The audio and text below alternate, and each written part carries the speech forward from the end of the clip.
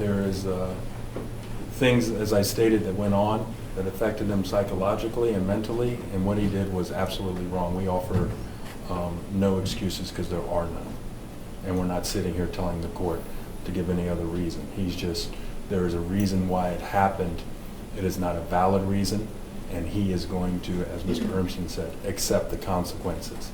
He is one that is, and that's what's been hard for him to convey to people, he is one that has told people to do the right thing, be honorable.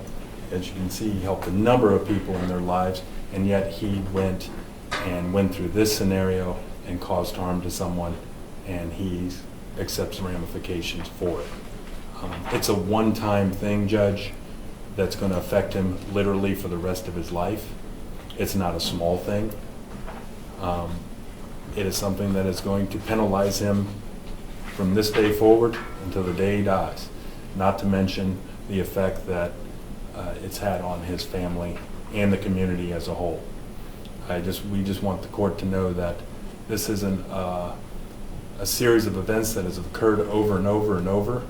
He's had 20 great years at Taylor High School, and there's been no complaints whatsoever. This is something that, as I stated in the beginning, is an aberration that he is willing to accept the ramifications for, but wants the court to know that he let his community down, his family down, and the family of the victim down. And there's no one to blame but him, and he acknowledges that. Thank you. Anything you'd like to say, Mr. Murphy? Just kind of reiterate what Will said. You know, I've always preached to the kids I've coached and taught that you do need to be accountable for your actions, and I accept that for myself as well. You know, I did a terrible thing. Like Will said, there's no excuse for it. I was at a bad time. I'm going to counseling now. We're going to church every Sunday, and I'm working on those things in my life. But you know, I accept full responsibility for what I did. And you know, honestly, Your Honor, one of the hardest things was just not coming out and doing that right away. It's just admitting to what I did and not, you know, getting a lawyer and doing that stuff, because that's who I am.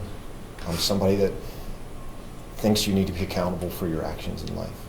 And I'm no exception to that. Otherwise, what I preached for 30 years would mean nothing.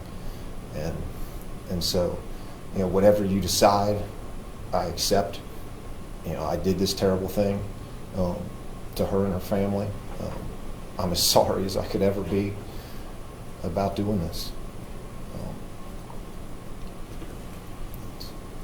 Anything further? That's it. Anything from the state of Ohio? Well, Judge, one thing that I think should be noted, this was certainly not an isolated incident. This happened over about 6 months, the relationship with the coach and teacher with this student. And I understand that he has been important to the community, but he's hurt a family, he's hurt this individual, and he's eroded the trust of the people in the educational system. And for that, this obviously needs to be addressed. We had 6 counts here. Each one, he could have received 5 years in prison. On this count, so it could have been 30 years total in prison. I think that's a pretty good deal for him, that he's not looking at 30 years in prison. He has 1 count. I'll leave it to the court, but I do think that his future should be definitely, it should be taken under consideration how much time he could have had versus what he's facing now. Thank you.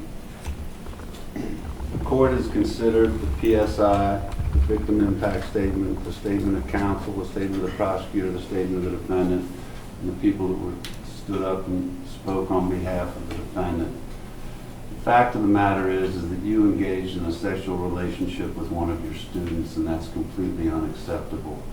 Other than a parent, there's nobody that's in more of a position of trust, responsibility, and needs to care for children than a teacher. That conduct is completely unacceptable. I know you have no prior criminal convictions, but in this matter, the court sentence is 2 years in the Ohio Department of Corrections, and you're to pay the cost. That's the sentence. You have the right to an appeal. Any appeal must be filed within 30 days. If you can't afford an attorney for your appeal, I'll appoint one for you.